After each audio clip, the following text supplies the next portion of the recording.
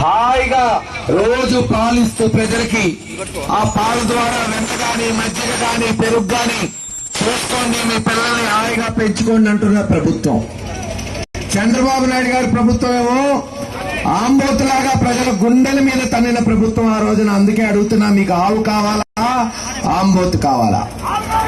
ఈ రోజు మీరు చూడండి, కష్టాల్లో ఉన్న పేదవాళ్లు వాళ్ళ పిల్లలు చదువుకోవడానికి అమ్మఒడి, విద్యా దీవెన, వసతి దీవెన ఇచ్చాడు. అది తీసేవా, గుడ్డ తీసి ఇచ్చాడు. లేదు, ఎక్కడైనా సరే ఈ గోగులపాడు గ్రామంలో ఏ పేదవాడైనా సరే అతనికి జబ్బు చేస్తే హైదరాబాద్ పోయి అపోలో హాస్పిటల్లో వైద్యం చికిత్స చేసుకోవడానికి ఆరోగ్యశ్రీ ఇచ్చాడు. ఈరోజు రైతులకు పెట్టుబడి కింద రైతు భరోసా ఇచ్చి ఆదుకున్నాడు. ఇంతెందుకు, గతంలో పెన్షన్లంటే అవ్వ తాతలు, వికలాంగులు, వితంతువులు పాపం మండు టెండలో పోయి పంచాయతీ ఆఫీస్ దగ్గర పెన్షన్ తీసుకునేవాళ్లు.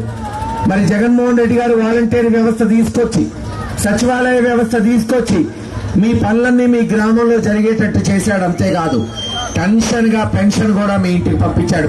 పంపించాడా లేదమ్మా? పంపించాడా లేదా? ఇవన్నీ చూసి చంద్రబాబు నాయుడు గారు ఏం చేశాడు? ఎలక్షన్ కమిషన్ దగ్గర పిటిషన్ పెట్టి వాలంటీర్లను ఆపేసి పాపం మళ్లీ అవ్వ తాతల్ని మండు టెండర్లో నడుచుకుని పోయి పెన్షన్ తీసుకునేటట్టు చేస్తున్నాడు.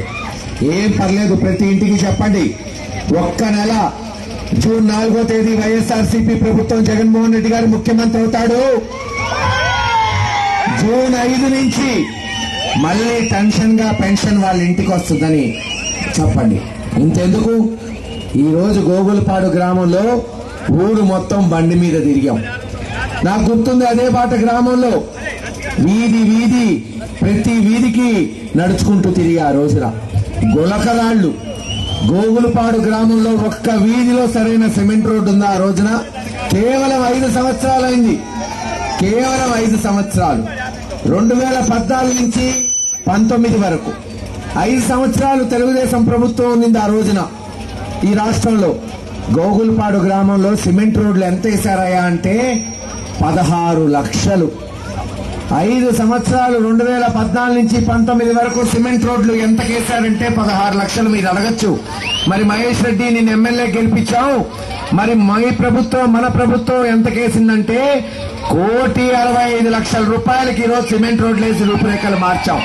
ఆలోచించండి అమ్మా, ఎక్కడ తెలుగుదేశం 16 లక్షలు, ఎక్కడ 1,65,00,000, 10 రెట్లు. ఇంతేకాదు, సొంత ఇల్లు లేని వాళ్ళకి సుమారు 60-70 మందికి పట్టాలు ఇచ్చాం. ఇంకా ఎవరైనా మిగిలిపోతే రేపు జూన్ మాసంలో వాళ్ళకి ఇవ్వబోతున్నాం. అమ్మ డ్వాక్రా రుణమాఫీ చేసి 1,28,00,000 ఒక్క ఈ గ్రామంలో వచ్చింది. సుమారు 60 లక్షలతో స్కూళ్లు బాగు చేశాం.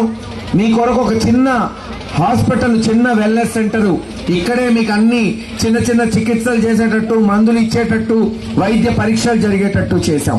ఇలా అన్ని రకాలుగా అభివృద్ధి, పాలనా సౌలభ్యం లేదు, మౌలిక సదుపాయాలు, స్కూళ్లు, హాస్పిటల్స్. ఇంతెందుకు, ఈ రోజున మీరు చూస్తున్నారు, తాగునీరు కొరకు సుమారు 1,89,00,000 శాంక్షన్ చేసింది జగన్మోహన్ రెడ్డి గారి ప్రభుత్వం. టెండర్లు పూర్తయినాయి, త్వరలో పనులు మొదలవుతాయి. అమ్మా, నేను చెప్పేది వచ్చే 5 సంవత్సరాలు 10 సంవత్సరాలు కాదు, వచ్చే సంవత్సరంలో, వచ్చే ఎండాకాలం కల్లా గోగులపాడులోని ప్రతి వీధిలో పైప్ లైన్ వేసి ప్రతి ఇంటికి కుళాయి బిగించి కృష్ణా నీళ్లు మీ ఇంట్లో పడేటట్టు చేస్తాడు మీ బిడ్డ కాసు మహేష్ రెడ్డి అని తెలియజేస్తున్నారు. ఇలా నీళ్లు, రోడ్లు, డ్రైన్లు, లేదు పాలనా సౌలభ్యం, సచివాలయాలు, ఇలా అన్ని చేసుకుంటూ పోతుంది జగన్మోహన్ రెడ్డి గారి ప్రభుత్వం. అంతేకాదు, సామాజిక న్యాయం. ఈ రోజు మీరు చూడండి, ఆంధ్ర రాష్ట్రంలో మరీ ముఖ్యంగా మన ప్రాంతంలో బీసీలకి, ఎస్సీలకి, ఎస్టీలకి, మైనార్టీలకి పదవులిచ్చి ఈ రోజు సమాన అవకాశాలు కల్పిస్తుంది జగన్మోహన్ రెడ్డి గారు. కాదా? 75 సంవత్సరాల స్వతంత్ర భారతదేశంలో ఒక బీసీని నర్సరావుపేట పార్లమెంటుకు పెట్టింది జగన్మోహన్ రెడ్డి గారు. కాదా? అనిల్ యాదవ్ గారిని రేపు పార్లమెంటుకు పంపించబోతోంది జగన్మోహన్ రెడ్డి గారు. కాదా? ఆలోచించమ్మా. గతంలో జంగా కృష్ణమూర్తి గారిని ఎమ్మెల్యే చేసింది రాజశేఖర రెడ్డి గారు. జగన్మోహన్ రెడ్డి గారు కాదా ఎమ్మెల్సీగా? వడేరాజుల బిడ్డ యేసురత్నం గారిని అక్కడ గుంటూరులో సీట్ ఇస్తే ఓడిపోతే మళ్ళీ తీసుకెళ్లి శాసన మండలిలో కూర్చోబెట్టింది జగన్మోహన్ రెడ్డి గారు వైఎస్ఆర్సీపీ ప్రభుత్వం కాదా? 1983లో తెలుగుదేశం ఆవిర్భవించింది. 41 సంవత్సరాలైంది. ఏ ఒక్కసారైనా ఒక బీసీని గాని, ఒక ఎస్సీని గాని, ఒక ఎస్టీని గాని, ఒక మైనార్టీని గాని ఎమ్మెల్యేగానో ఎంపీగానో శాసన మండలి సభ్యుడిగానో నిలబెట్టిందా? ఆలోచించండి. ఒక్కసారైనా అడుగుతున్నా, పెట్టారా? ఇది వాళ్ళు చెప్పే శ్రీరంగ నీతులు. ఆలోచించి రేపు ఇంకా 15 రోజుల్లో ఎన్నికలున్నాయి. ఇందాక నేను చెప్పినట్టు మీకు హాయిగా చల్లగా పాలిచ్చే ఆవు కావాలా, ఎగిరిదెన్న ఆంబోతు కావాలా, మీరే నిర్ణయించుకోండి. జగన్మోహన్ రెడ్డి గారిని గెలిపించారా? ఆ ఆవు మిమ్మల్ని కాపాడిద్ది, మిమ్మల్ని హాయిగా చూసుకునిద్ది, మీ బిడ్డల్ని కాపాడి చల్లగా చూసుకునిద్దని తెలియజేసుకుంటున్నాను. ఏది ఏమైనా ఖచ్చితంగా గోగులపాడులో ప్రతి ఇంటికి నీళ్లిచ్చి, ఇంకా కావాలంటే చర్చు ఇందాకే చూశాను, పునాది అయిపోయింది, స్లాబ్ లెవెల్ వచ్చింది.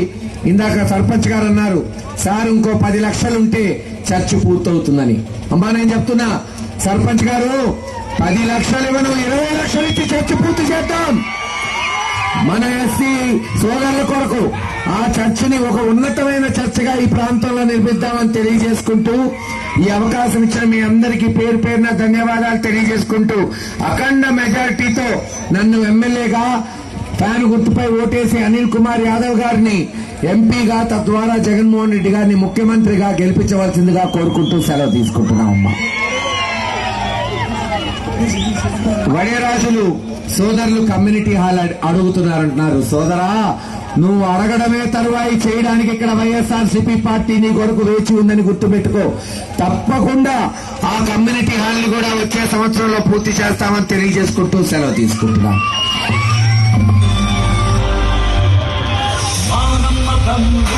జగన్